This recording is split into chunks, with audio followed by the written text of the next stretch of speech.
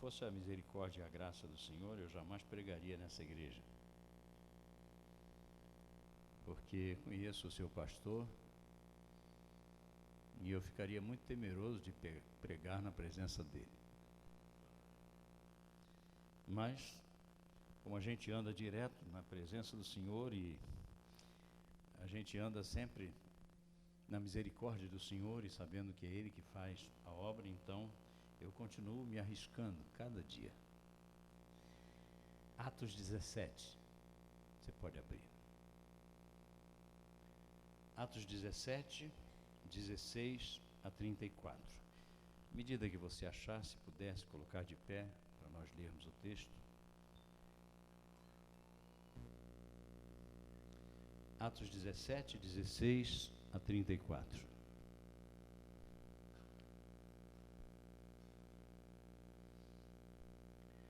Enquanto Paulo os esperava em Atenas, o seu espírito se revoltava em face da idolatria dominante na cidade. Por isso, dissertava na sinagoga entre os judeus e os gentios piedosos, e também na praça todos os dias, entre os que se encontravam ali. E alguns dos filósofos epicureus e estoicos contendiam com ele, havendo quem perguntasse: o que quer dizer esse tagarela? E outros: parece pregador de estranhos deuses, pois pregava Jesus e a ressurreição. Então, tomando-o consigo, o levaram ao Areópago, dizendo: poderemos saber que nova doutrina é essa que ensinas? Posto que nos trazes aos ouvidos coisas estranhas, nós queremos saber o que vem a ser isso, pois todos os de Atenas e os estrangeiros residentes de outra coisa não cuidavam senão dizer as últimas novidades. Então, Paulo, levantando-se no meio do Areópago, disse: senhores atenienses, em tudo vos vejo acentuadamente religiosos, porque passando e observando os objetos do vosso culto, encontrei também um altar no qual está inscrito: ao Deus desconhecido. Pois esse que adorais sem conhecer é precisamente aquele que eu vos anuncio, o Deus que fez o mundo e tudo o que nele existe. Sendo ele Senhor do céu e da terra, não habita em santuário feito por mãos humanas, e nem é servido por mãos humanas, como se de alguma coisa precisasse, pois ele mesmo é quem a todos dá vida, respiração e tudo mais. De um só, ele fez toda a raça humana para habitar sobre a face da terra, havendo estabelecido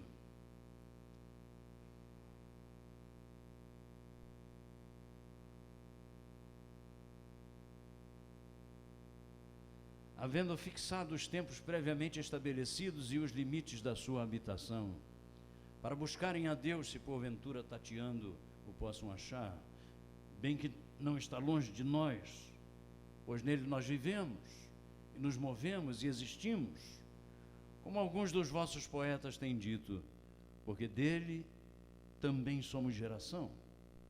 Sendo, pois, geração de Deus, não devemos pensar que a divindade é semelhante ao ouro, à prata ou à pedra, trabalhados pela arte e imaginação do homem. Ora, não levou Deus em conta os tempos da ignorância, mas agora, porém, notifica aos homens que todos, em toda parte, se arrependam, porquanto estabeleceu um dia em que há de julgar o mundo com justiça, por meio de um varão que destinou e acreditou diante de todos, ressuscitando dentre os mortos. Quando eles ouviram falar da ressurreição de mortos, uns escarneceram e outros disseram: a respeito disso a gente te ouve numa outra ocasião. A essa altura, Paulo se retirou do meio deles. Houve, porém, alguns homens que se agregaram a ele e creram. Entre eles estava Dionísio, o Areopagita, uma mulher chamada Dâmaris, e com eles outros mais. Podem sentar. Meus irmãos, esse texto é um texto maravilhoso e nos ensina muitas coisas, mas de toda essa experiência, o que mais tem empolgado a minha vida é conhecer mais de perto o coração missionário de Paulo.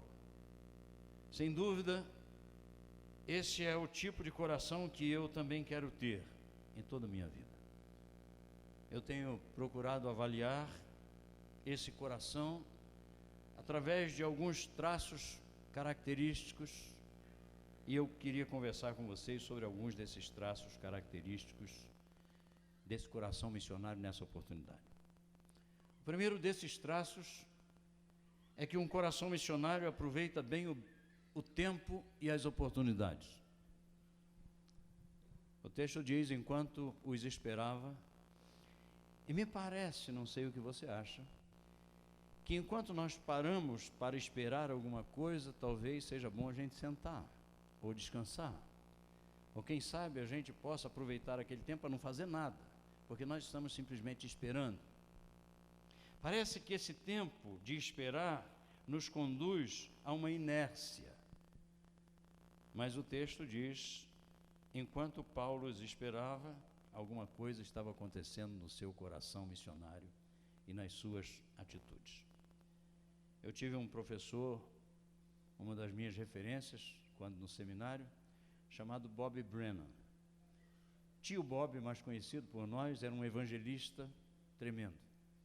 E ele nos levava de Atibaia, estado de São Paulo, até a capital, para nós irmos evangelizar os judeus ali perto da rodoviária antiga de São Paulo. Ali muitas lojas eram dos judeus, e nós tínhamos que ir ali junto com ele, e ele estava nos ensinando a evangelizar. E eu não sei se você já experimentou fazer isso, mas não é muito fácil falar do evangelho para os judeus, especialmente mostrando Jesus como o Messias e como o Salvador. Então muitas vezes nós precisamos sair dali, tivemos que sair dali literalmente a pontapés. Mas tio Bob tinha uma firmeza incrível, e tio Bob nos constrangia o coração a pensarmos que todo o nosso tempo deveria ser aproveitado para fazer alguma coisa. O fato de nós estarmos sentados no banco daquele ônibus, saindo de lá de Atibaia, indo para São Paulo, era uma oportunidade a mais que nós tínhamos para conversar com a pessoa do lado e falar com ela sobre o Evangelho de Cristo Jesus. E nós podíamos sentir essa necessidade do nosso coração. A Bíblia nos fala sobre remir o tempo, e nós vivemos dias de muita correria, mas o Senhor nos ajuda através dessa colocação. E eu creio que nós estamos vivendo sempre cheios de oportunidades, em cada lugar que a gente vai, em cada setor da sociedade onde nós estejamos. Há sempre oportunidades que o Senhor nos está dando para servi-lo. E quando vejo Paulo aqui nessa circunstância, eu penso naquela oportunidade que eu tive uma vez quando fomos cantar numa igreja, como estamos fazendo aqui, e no final nos levaram para um sítio. E aquele sítio era muito bonito e tinha vários chalés, e nós fomos acomodados ali, mas antes de irmos dormir, depois da refeição, eu fiquei conversando com o casal que nos hospedava.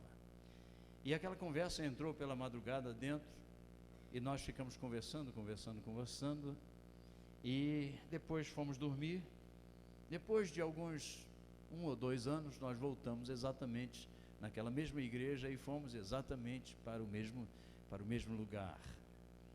E quando ali estávamos conversando mais uma vez com aquele casal, todos foram dormir, então ela trazia nas mãos um álbum de fotografias, e à medida que ela ia mostrando aquelas fotos, eu não podia perceber muito bem o sentido pelo qual ela estava fazendo aquilo, e então ela dizia de vez em quando: tudo isso por causa de uma conversa, né, pastor?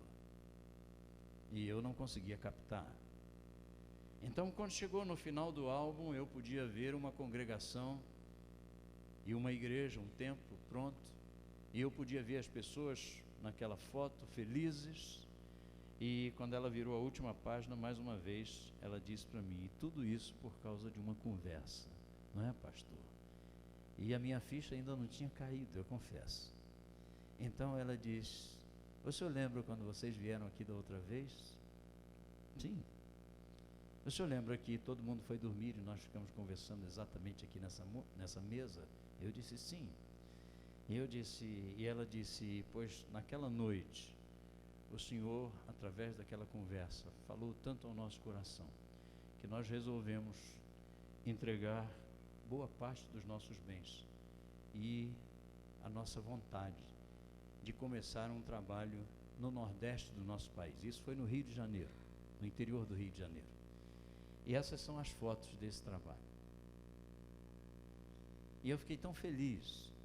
E cada vez que eu penso nisso, eu fico imaginando, a gente nunca sabe aquilo que Deus está fazendo através de uma oportunidade que o Senhor nos dá. Às vezes é a oportunidade de você conversar com aquela mulher que simplesmente chegou para você e abriu o seu coração. E ela lhe contou algumas coisas que não contaria para ninguém. E de repente você disse para ela, e você pensou, o que eu vou dizer para essa mulher agora?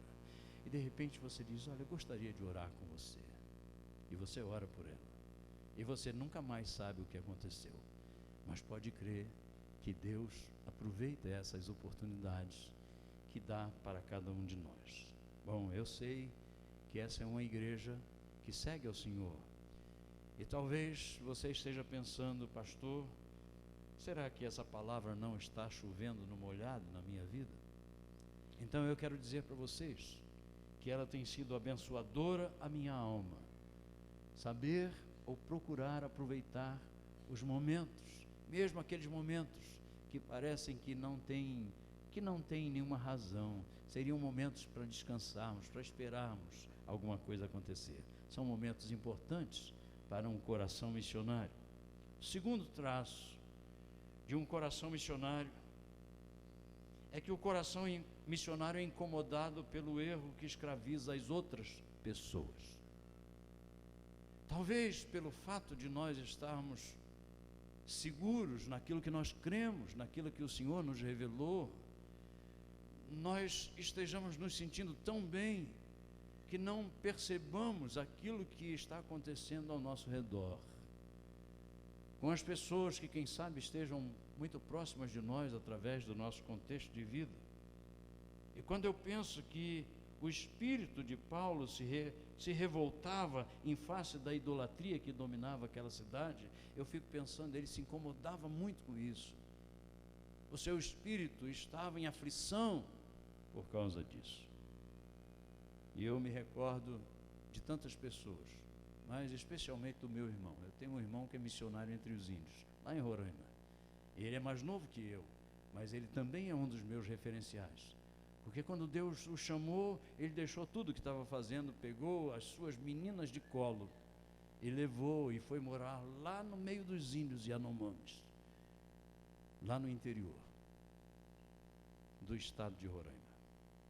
E eu fui visitá-lo certa vez. E eu cheguei lá e eu podia ver aqueles índios nus, tudo muito primitivo, e lá estava ele e as filhinhas deles estavam brincando com os índiozinhos, e elas aprenderam o dialeto de tal forma que ensinavam ao pai, porque ele precisava pregar para eles. Que coisa linda! E talvez você pergunte, mas como essas meninas foram criadas lá no mato? Pois Deus deu a possibilidade delas estudarem, das lições serem levadas pelos seus pais e pelos missionários. Elas estudaram, prestaram o exame e passaram melhor do que os que estavam na cidade. E elas se formaram. Uma delas é pianista. E hoje elas são casadas com pastores e com missionários também. E estão muito bem, graças a Deus. Um coração missionário se incomoda com aqueles que estão à margem. Com aqueles que estão crendo outras coisas, que por mais que tenhamos que respeitar, são coisas enganosas. Então a gente se preocupa com isso. Um coração missionário, ele se preocupa, ele ora, ele busca, ele corre atrás, e ele espera uma brecha para poder anunciar para aquela pessoa o caminho reto que deve ser trilhado. O que nos incomoda, meus irmãos, é aquilo que de fato nos faz tomar decisões na vida. O que não muda o nosso coração e que não muda os nossos passos e direcionamentos é aquilo que não nos incomodou. Mas o que nos incomoda é, de fato, fazer. O que nos incomoda é tomar decisões que têm pernas, não é? O terceiro traço de um coração missionário é que ele assume um papel pessoal no processo de salvação de vidas.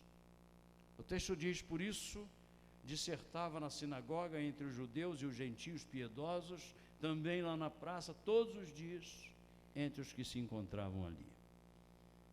Eu costumo dizer que a questão em missões não é o que sabemos, mas é o que fazemos, né? Nós fomos cantar em uma igreja lá em Resende, no estado do Rio, e quando acabou o culto, eu tive vontade de ir ao banheiro, e o banheiro ficava lá em outro lugar, lá nos fundos, e eu fui. E quando eu voltei, eu passei por uma espécie de um quartinho pequeno, e quando eu passei, eu senti um cheiro de um doce que eu gosto muito. E eu tenho nariz grande de propósito, porque Deus me deu a possibilidade de cheirar bem. Então, quando eu passei, eu senti aquele cheiro daquele doce. Eu disse: não é possível. Aí vinha uma senhora de lá para cá. E eu falei: escuta, me diga aqui uma coisa. Eu estou sentindo um cheiro de um doce que eu gosto muito. Ela disse: o que é, pastor? Como se não, né? Aí eu falei: não, eu sei que tem alguma coisa por aqui. Ela disse: o senhor, eu vou mostrar para o senhor, mas o senhor não fala que eu mostrei, porque é uma surpresa. Eu digo: é. Aí ela me levou, abriu a porta do quartinho, e quando eu olhei em cima da mesa, tinha uma mesa e tinha um trem arredondado assim, com uma toalha de renda por cima assim. E quando ela puxou aquela toalha, meus irmãos, eu vi, era um cuscuz de tapioca. Eu não sei se vocês conhecem aqui, se gostam disso, não. Mas quando eu vi aquele cuscuz de tapioca com coco ralado por cima, com leite condensado, eu vou parar. Mas quando eu vi aquilo, eu falei: mas minha irmã, o que é isso? Ela disse: você não está vendo? Esse é cuscuz missionário. Eu digo: hã? Ele disse: o senhor não está vendo que está todo repartidinho assim? Eu disse: estou vendo. Ela disse: pois nós vendemos, cada pedaço desse custa tanto, não me recordo mais, e nós mandamos esse dinheiro para missões. Eu digo: então embrulha tudo que eu vou levar para mim. Aí uma vez nós fomos cantar na África. Fomos numa cidade chamada Bafatá, próximo a Guiné-Bissau. E então visitamos uma escola onde a pobreza impera de uma forma tremenda. Mas eu reparei que naquela escola onde nós cantamos ali na quadra junto com os alunos, eles estavam muito bonitos, muito bem apresentados, com seus uniformes novos. E eu fiquei encucado. Eu digo: mas que coisa linda, não? Num lugar com tanta dificuldade, as coisas estão quebradas ali, e esses estão tão bem apresentados assim. Bom, o tempo passou, nós viemos embora. Aí depois de alguns anos, a gente foi cantar numa igreja em Brasília, e então eu citei essa viagem que fizemos lá, e eu falei dessa escola. Aí quando chegou no final do trabalho, a gente vai lá e cumprimentando as pessoas e tal, e chegou uma senhora junto com outras, e ela chegou e disse: pastor, o senhor lembra que o senhor falou de uma escola lá em Bafatá, na África? Eu disse: lembro, realmente. E o senhor lembra que o senhor falou dos uniformes que as crianças usavam lá? Eu falei: eu lembro sim. Aí ela disse: o senhor sabe quem fez aqueles uniformes? Aí eu olhei para ela e eu disse: não faço a menor ideia. Aí ela, junto com as outras, com os olhinhos brilhando, disseram: fomos nós. Fomos nós. Eu falei: então vocês já foram na África? Não, nunca fomos. Nunca fomos. Vocês não conhecem aquela escola? Não conhecemos a escola. Não conhecem as pessoas? Não conhecem aqueles jovens? Não conhecemos. E vocês fizeram os uniformes e mandaram para eles. Fazemos isso cada ano.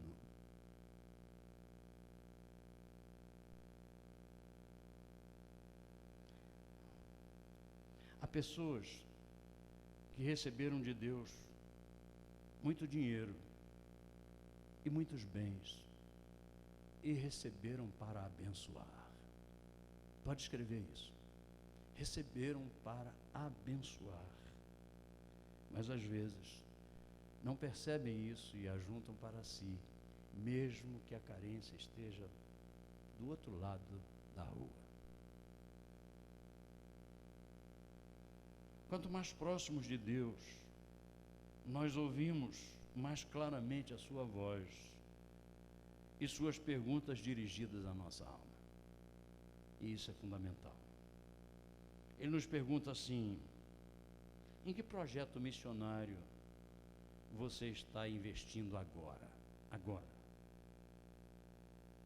Ele pergunta: qual o missionário que você está ajudando na obra agora, hoje? Quanto do que o Senhor lhe tem dado está investido em missões e quanto está sendo gasto em seus próprios prazeres? Essas são perguntas que Deus faz a um coração missionário. Quanto de você mesmo está sobre o altar daquele a quem você cultua?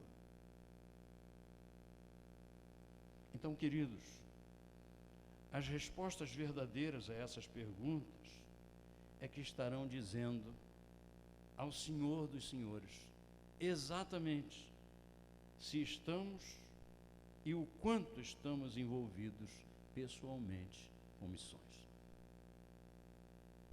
O quarto traço de um coração missionário é que o coração missionário traz ao povo a mensagem de amor com amor. O texto diz que Paulo e os seus colegas estavam ali fazendo o que faziam, mas diz o texto que eles contavam com a simpatia de todos. E é impressionante pensar nisso no momento como o momento que a igreja vive hoje.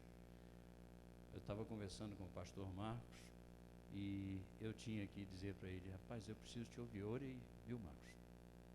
Eu orei muito antes de vir para cá e pedindo que Deus trouxesse alguma coisa do seu coração para o meu coração.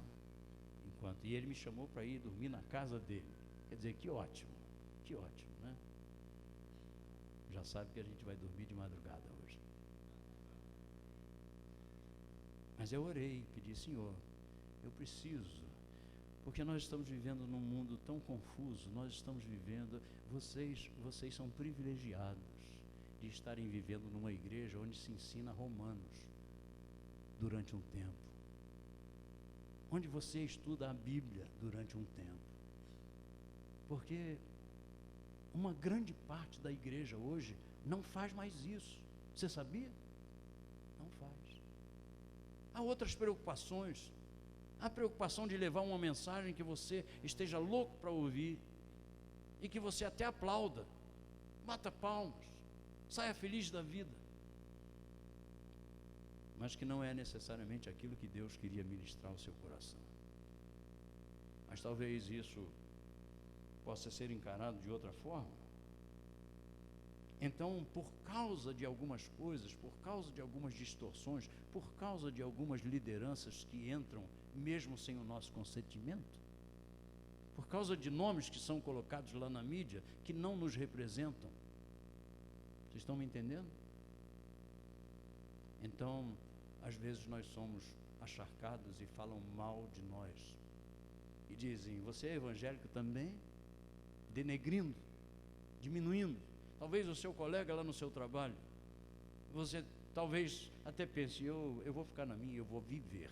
Aí você diz assim: eu não vou pregar com a boca, eu não vou falar, eu vou viver simplesmente. Ele vai ver a diferença com o tempo. Isso é muito positivo, é bom. Mas isso nos escraviza de certa forma também, por causa das circunstâncias. Mas diz o texto que no meio daquela situação, eles ainda estavam contando com a simpatia das pessoas. Eu tive uma vizinha, quando eu era menino, Dona Maria, uma senhora maravilhosa. Um dia ela me deu um pintinho de presente. Aquele pintinho era de briga. O marido dela gostava de galo de briga. E eu levei aquele pintinho para casa, mas eu cuidei daquele pintinho com tanto carinho que ele jamais seria um galo de briga. Mas jamais, de jeito nenhum. E um dia, eu menino ainda, o Senhor converteu meu coração quando eu tinha 21 anos de idade. Eu já era homem.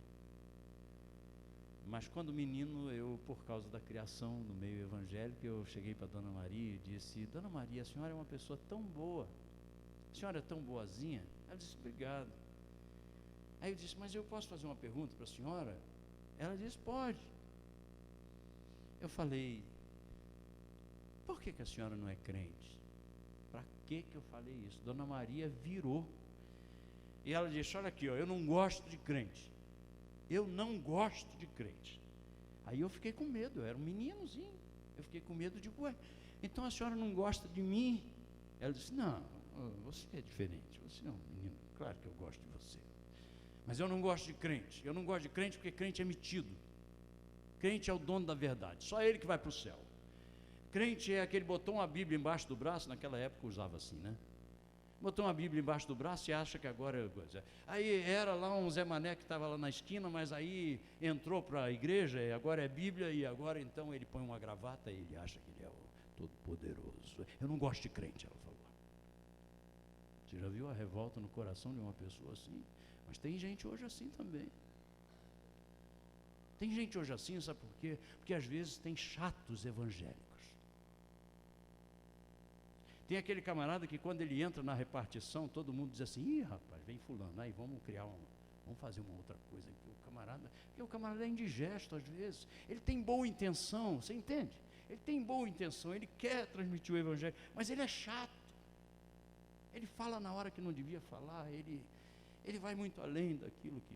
Aí daqui a pouco vocês dizem assim: então é melhor você parar, porque você já está indo muito longe no horário. Mas eu fico pensando, né?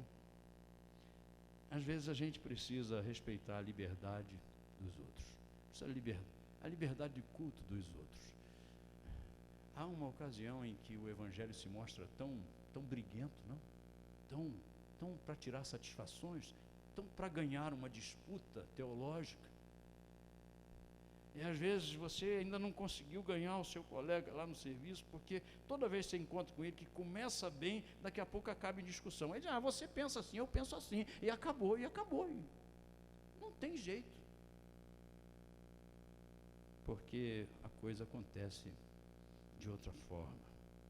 Mas um coração missionário traz ao povo a mensagem de amor com amor, com respeito, não é? Chegando devagar. Às vezes vai levar anos para conseguir dizer uma palavra, eu reconheço isso. Mas é preciso pensar a respeito disso. Pregar o evangelho não é ganhar uma discussão religiosa, não. Diz o texto: Paulo, levantando-se no meio do Areópago, disse: senhores atenienses. Ele não disse: aí galera, senhores, respeito, né? Maneira correta de chegar, de tratar. Em tudo eu vos vejo acentuadamente religiosos. Ele não disse: vocês são uma cambada de hereges. Não, eu estou vendo que vocês são religiosos. Em outras palavras, eu sei que vocês estão buscando o caminho. Nós precisamos reconhecer as boas intenções dos outros. Há muitas pessoas que estão sinceramente erradas, mas estão sinceras. Então precisamos trabalhar isso. Precisamos aplicar a mensagem de Deus diante da necessidade das pessoas. Não é fazer a mensagem de Deus ser alguma coisa que é pragmática. Não é fazer a mensagem de Deus se diminuir ao ponto de alguém vir à igreja não mais para cultuá-lo, mas para receber os benesses dele. Mas é preciso aproveitar a necessidade das pessoas e trazer o conselho de Deus e trazer a palavra do Senhor. O quinto traço de um coração missionário é que esse coração missionário conduz as pessoas a conhecerem a Deus. Eu acho tão importante isso. Quando nós amamos muito a nossa igreja, nós corremos um risco muito grande de apresentarmos às pessoas a nossa igreja e não a Deus. Eu me lembro que eu tinha ciúmes de alguém que falasse alguma coisa, uma pontinha da minha igreja, porque eu amava a minha igreja. E às vezes a gente diz: venha para a minha igreja, porque lá acontece assim, assim, assim. Lá tem isso, tem aquilo. Lá você pode estacionar, lá você pode fazer isso. E um coração missionário, eu não estou anulando a possibilidade de que a gente apresente às pessoas a nossa casa, que é bonita, que é simpática, mas a preocupação de um coração missionário vai muito além disso. A preocupação de um coração missionário é apresentar Deus às pessoas. É por isso que Paulo ensinava aquela gente dizendo a respeito de Deus. Ele diz: vocês dizem que querem conhecer a Deus, pois eu estou falando desse Deus. Vocês querem saber sobre esse Deus? Ele diz: Deus é um ser divino, não é uma coisa, não é alguma coisa produzida pela arte e imaginação do homem, não é alguma coisa que se pode esculpir e colocar ali. Não, Deus não é isso que vocês estão pensando. É por isso que ele é desconhecido para vocês ainda. Paulo dizendo para eles: Deus é um ser divino. A Bíblia diz: eu sou o Senhor e não há outro. Fora de mim não há Deus. Eu te cinjo ainda que tu não me conheças. Não é? Ele não é uma força mensurável, ele não é um amigão, ele não é aquele lá de cima, ele não é aquilo que a gente possa pensar. Ele é o Criador de todas as coisas. Mesmo que na escola ensinem diferente para o seu filho, ele é o Deus Criador de todas as coisas. Mesmo que nos seminários nós sejamos empurrados para crer diferente, ele é o Deus que criou todas as coisas. João capítulo 1, verso 3, diz: todas as coisas foram feitas por intermédio dele, e sem ele nada do que foi feito se fez. Ele não é uma criatura igual a nós, que eu posso chamá-lo de você. Eu nunca chamei o meu pai de você. E eu não quero entrar numa questão aqui, mas eu nunca chamei o meu pai de você, porque meu pai não era meu irmão, era meu pai. Eu nunca escrevi uma música chamando a Deus de você. Nunca consegui fazer isso.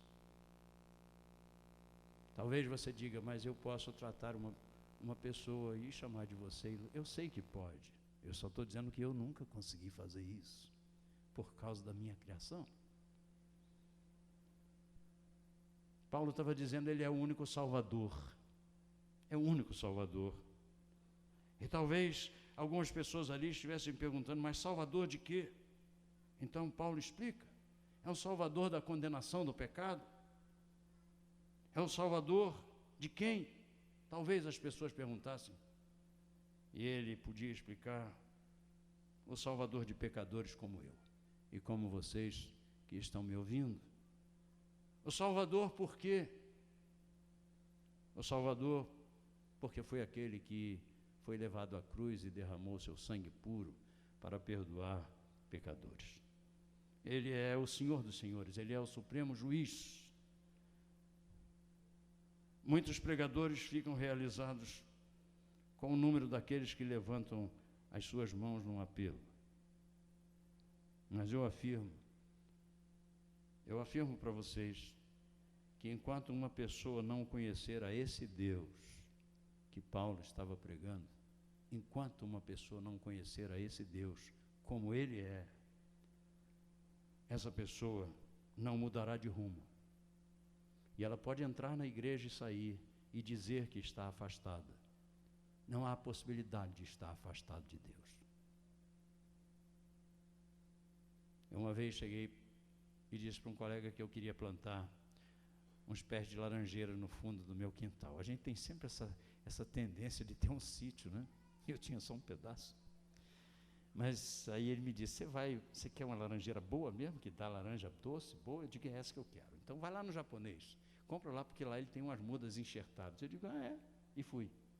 Quando chegou lá, eu falei: seu japonês, eu queria uma laranja, mas eu queria de qualidade, queria boa, que eu quero plantar lá Ele disse, então eu vou trazer. Eu disse o número de mudas, ele trouxe. Mas quando ele trouxe aquele jacá, sabe? Aquele jacá assim, feito com aquelas tiras de... E eu vi, tinha um toco com um broto. Aí eu falei, não, o senhor não entendeu.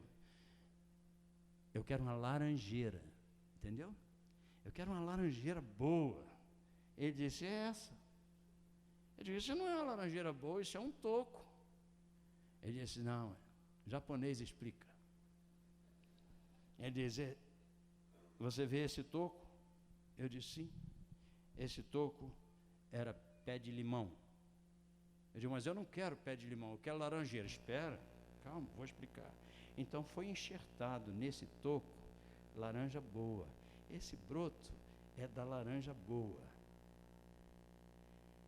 Nunca mais vai dar limão nesse pé. Nunca mais. Todo fruto que der aqui vai ser laranja boa. Só pode esperar. E quando começou a dar laranja, eu vi que era laranja boa mesmo e não era limão.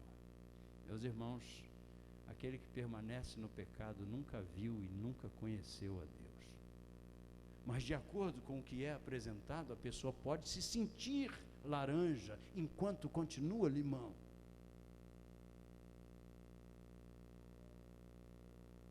E o último traço de um coração missionário, tenham paciência, por favor, é que um coração missionário provoca reações eternas nas pessoas ao seu redor. Um coração missionário tem a visão eterna. É por isso que quando eu disse para vocês que eu sou meio que um andarilho assim, porque pastor Marcos e sua esposa sabem o quanto a gente anda por esse Brasil afora, para todo lado, para baixo, para cima, e de fato eu me sinto um peregrino, sabe? Eu me sinto um peregrino mesmo, tipo, como a Bíblia diz, eu me sinto assim um peregrino. Mas um peregrino anda com o pé aqui, mas com a cabeça lá. Vocês estão entendendo? Aquilo que está sendo semeado, aquilo que Deus está fazendo na minha vida, eu não estou contando com frutos do Bradesco, eu não estou contando com frutos de uma poupança, eu não estou contando com frutos que a traça vai comer e coisa, eu estou contando com frutos eternos, com pessoas com as quais eu vou me encontrar lá naquele dia, quando o Senhor da glória vier nos buscar, e quando nos encontrarmos, são pessoas que foram salvas pelo amor e pela graça do Senhor. O Senhor quer que nós provoquemos que nós provoquemos coisas que permaneçam para sempre. E eu posso imaginar Paulo ali naquele lugar. O final do texto é muito interessante, porque diz que aquelas pessoas desprezaram o que ele estava falando, algumas delas, talvez a maioria, porque sempre a maioria vai estar do outro lado mesmo, pode crer. Então diz, a respeito disso nós te ouviremos numa outra ocasião, tá certo? Então o texto diz, a essa altura Paulo se retirou do meio deles, e eu posso imaginar o que estava acontecendo na cabeça de Paulo. Talvez estava acontecendo na cabeça dele a mesma coisa que acontece quando a gente foi cantar em algum lugar lá na feira e jogaram tomate na gente. E talvez Paulo tenha saído orando no seu espírito, dizendo, Senhor, eu sei que a tua palavra é fiel e vai gerar frutos. Eu não estou vendo, essa galera não está gostando muito do que eu estou falando, mas eu sei que vai gerar frutos. Eu imagino que ele estivesse saindo orando assim. É uma imaginação, não está escrito. Aí o texto parece que resolve essa questão para nós, porque ele diz, Paulo se retirou do meio deles. Ponto. Aí continua. Houve, porém, alguns homens que se agregaram a ele e creram. No meio de toda aquela multidão, houve alguns homens que se agregaram a ele e creram. Meus irmãos e meus amigos, eu quero concluir dizendo que Deus nos tem conscientizado e nos tem constrangido a termos um coração missionário. Ele pode estar fazendo isso com algumas pessoas aqui nessa noite também, eu tenho certeza disso. Mas não pensem que isso será fácil. Ainda há pouco o pastor falou sobre o compromisso. Alguns, quando você pregar o evangelho, zombarão de você, não é? Talvez outros vão ficar indiferentes, vão escutar, mas não vão ouvir. Mas esteja certo, outros crerão e pela graça de Deus serão salvos. Em nosso trabalho temos experimentado muito isso, e eu sei que vocês também. Então continuemos nessa verdade. Eu quero deixar com vocês 2 pedidos de oração. O primeiro deles é porque nós estamos envolvidos, não com necessariamente nada que envolva música, com um projeto missionário no Peru. É um projeto da tradução da Bíblia para os aguarunas. Eu fui lá conhecer esse povo, o Senhor me levou lá, e o Senhor encheu o meu coração de amor por aquela gente. Eles não têm uma tradução na sua língua. São quase 70 mil almas, quase 70 mil pessoas que não têm um evangelho de São João na sua própria língua. Estão lá. Quantas traduções nós temos da Bíblia aqui no nosso país, hein? Quantas? Eles não têm nada. Então o Senhor nos tem dado o privilégio, a honra, imagina que honra, ser usado para que aquelas pessoas recebam a Bíblia traduzida no seu próprio idioma. Aí você diz, é um trabalho fácil, pastor? Não, não é. Nós vamos trabalhar nisso no mínimo 6 anos, até que a tradução esteja feita. No mínimo 6 anos, até que a tradução esteja feita. Eu quero ver se Deus me dá a graça de ver isso acontecer. Queremos entregar 25 mil Bíblias para aqueles índios, para aquelas pessoas. Pastor, por que não deixa o pessoal do Peru fazer isso? Eu não sei, pergunte a Deus. Por que Ele fez arder isso no meu coração? Sei lá, Deus é que faz isso. Passa a Macedônia e ajuda-nos. Não é isso que continua acontecendo? Então Deus tem colocado no meu coração. Nós já temos os tradutores lá, eles são nativos, 3 que o Senhor tirou da mata, levou para a cidade. Eles fizeram teologia, eles aprenderam linguística, eles estão preparados. Deus é maravilhoso. Ele fez isso, tirou aquelas pessoas de lá de dentro. Eles estão prontos, mas falta, sabe o quê? Falta apoio, faltam recursos. E Deus me levou lá para ver exatamente isso. E eu tenho aonde eu posso passar. Por isso peço sua oração. Onde eu posso passar? Eu vou cantar e dizer: você quer colocar em prática isso que nós conversamos agora aqui, nessa noite? Há tantos modos, tantos desafios da igreja, tantos desafios missionários da igreja. Mas se você quiser acrescentar mais esse na sua lista, eu não pedi permissão ao pastor, mas falei com ele. E ele disse para mim: vai em frente. Então, se você quiser saber mais a respeito disso, escreva para mim. Eu tenho um endereço que pode ser passado aí, e você pode anotar esse endereço e fazer contato comigo. Daqui a pouco ele vai chegar aí, você pode copiar. O segundo pedido de oração que eu quero fazer é sobre a minha esposa. A minha esposa sempre cantou comigo. Nós sempre viajamos juntos. E duvido que você esteja sentindo mais a falta dela do que eu aqui. Mas ela não pôde vir porque está fazendo um tratamento, teve um câncer no seio, fez a operação, graças a Deus não deu metástase. E vocês sabem o que acontece? Está carequinha hoje, né? E ela não tem podido viajar com a gente por conta desse tratamento. Mas eu sei que o coração dela está aqui junto comigo.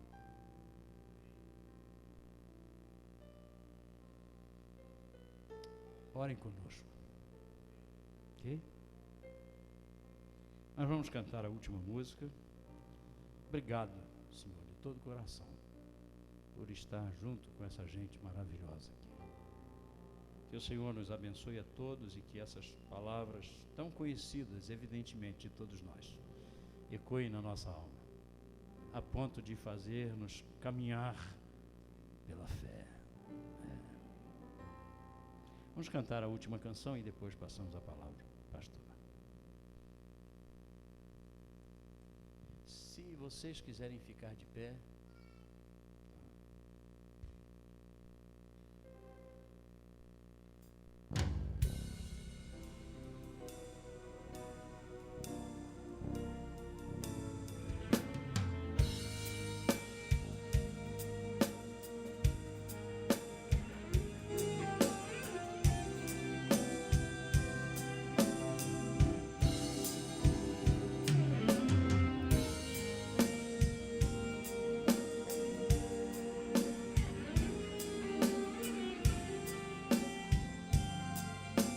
Vamos cantar, todo mundo?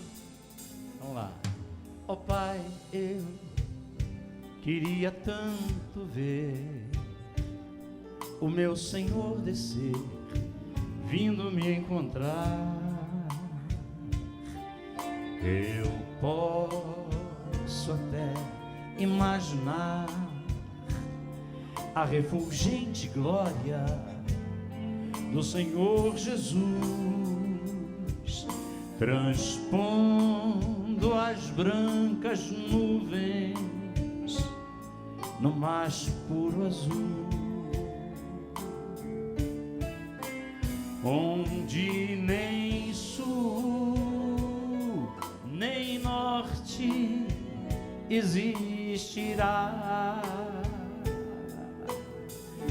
e em meio a lágrimas, sorrisos de alegria,